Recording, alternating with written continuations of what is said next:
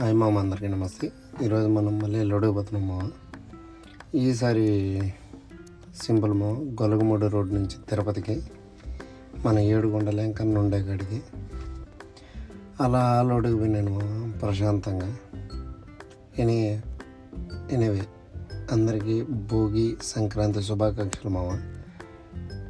ఈరోజు ఇలా పోతున్నాను, ఫార్చునర్ని తరుముకుంటూ ఇటుగా పోయింది.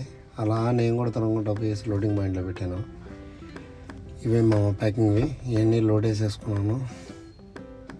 లోడ్ వేసేసుకొని ప్యాక్ వేసుకొని తొందరగా వచ్చాను. ఇక్కడ వస్తే టోల్ గేట్ ఇక్కడ ఆపేశారు.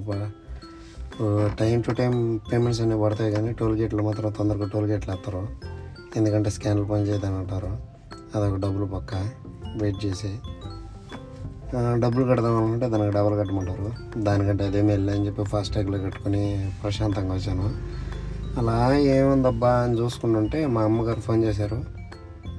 ఏమైందమ్మా అన్నాను. భోగికి కానీ రాకపోతే నీ కాలు భోగులు పెట్టేస్తాను. సరేలే ఇంకేం చేస్తావు, నువ్వు భోగులు కాలు పెట్టబడలేదు తెల్ల కట్టెలు పెడదామని చెప్పి నేనే వస్తానని చెప్పాను. ఇంకా తిరిగిన చాలే, ఇంకా రేపు కానీ ఎల్లుండి కానీ ఇంటికి పోవాలా.